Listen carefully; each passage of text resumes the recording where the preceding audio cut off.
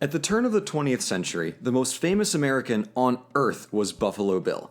More than anyone else, he cemented our common conception of the Wild West. A whopping 70 million Americans and Europeans saw his touring Wild West rodeo show during the over 30 years that it ran in the late 18 and early 1900s. And though the world knew him as a showman, he had had a long and adventurous history with the West before he ever found stardom. William F. Cody, the man behind the myth, was born in 1846. His father and brother were dead by the time he was 11, and with no real safety net or chance to get a proper education, he had to work. So he did what he knew, which was writing, and was working for the newfound and short-lived Pony Express at the age of 15. In his late teens, he briefly fought in the Civil War, and then he went to work for the Kansas Pacific Railroad Company, hunting the abundant population of buffalo to feed the railroad workers. He got the nickname Buffalo Bill after supposedly killing 11 buffalo with 12 rifle shots. Impressive as that is, I'm personally waiting for when he comes on Dude Perfect and kills 12 buffalo with just 11 rifle shots while upside down and blindfolded.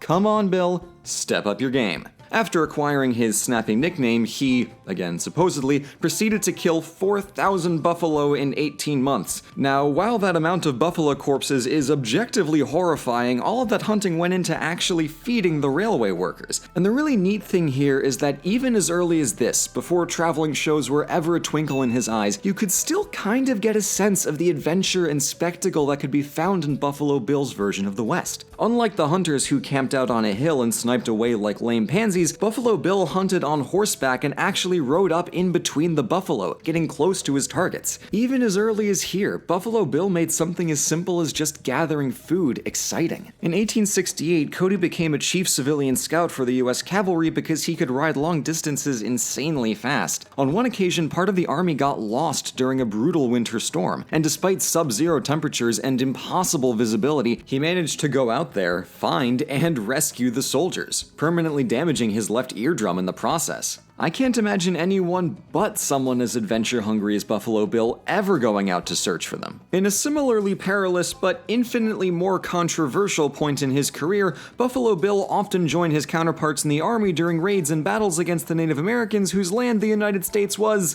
well, actively invading.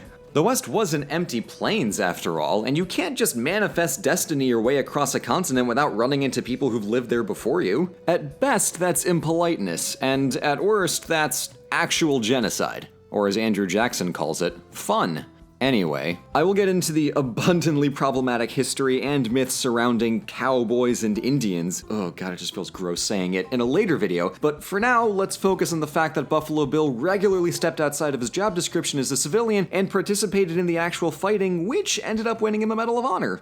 So that's neat. It was about this point in time that the persona of Buffalo Bill, the brave hunter and scout who paved the way for westward American expansion, started getting really popular in and outside of the West. Little books called dime novels, which were basically late 19th century comics, were already telling stories about him in the early 1870s when Bill was just in his mid-20s. The demand for stories about this rough and tumble new world just over the western horizon was so high that on two big occasions, several East Coast millionaires and later the Grand Duke of Russia came to the frontier to hunt buffalo with Bill himself. This was Bill's first taste of not just being the subject of outside intrigue, but of he himself presenting the spectacle of the West. In 1873, Bill actually played himself in a stage play in Chicago because there was better money in acting than actually being Buffalo Bill. When one of Bill's sons tragically died, he came back west, and then proceeded to help the army with another campaign against the Native Americans. By this point, his popularity was so big that even one of the Cheyenne scouts named Yellow Hair recognized him as Buffalo Bill and challenged him. May not have been the most pleasant fan interaction, but at least it's more original than asking for an autograph and a selfie, so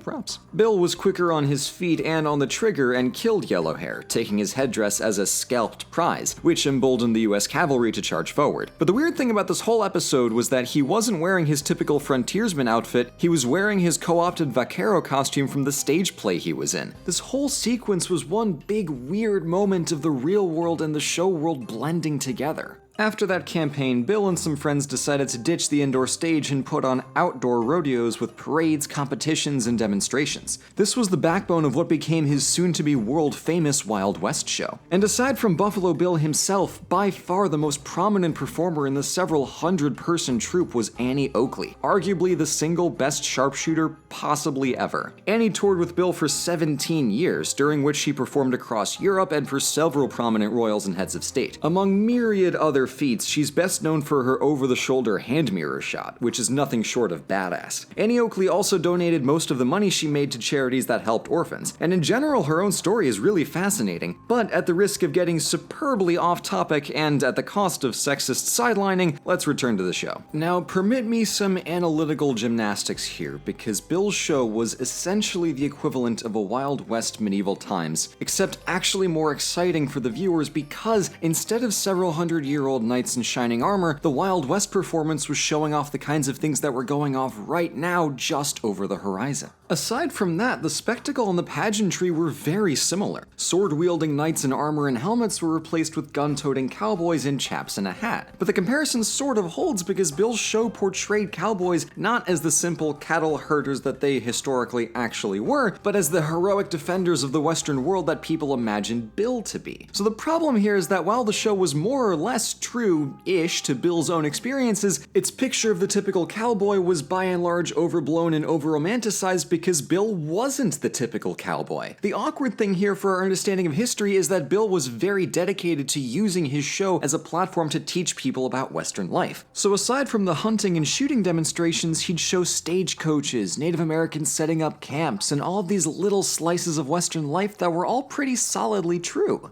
His image of the West was mostly grounded in fact, but it was just tinted, or tainted depending on your perspective, by that larger-than-life character of Buffalo Bill. And that image of the West stuck because Hollywood loved Bill's style of showmanship. So much of the Westerns people in the 20th century saw were extensions of Bill's performances. However, Hollywood also did a lot of whitewashing and leaned way too heavily into the cowboys versus Indians thing, but again, I'll talk about that in a later video. And speaking of cowboys and Indians, Buffalo Bill himself had a fascinating relationship with the Native Americans. It's honestly a really mixed bag. On the one hand, he actively campaigned into their sovereign lands and created some of the Native American stereotypes that became increasingly nasty as Hollywood picked up steam. But on the other side of that, he went to great lengths to include Native Americans in his shows, he treated them well, and he gave their culture a respectful presence on the world stage. Later in his life, he and several Native groups had strong and mutually respectful relationships. Like I said, it's fantastically tricky.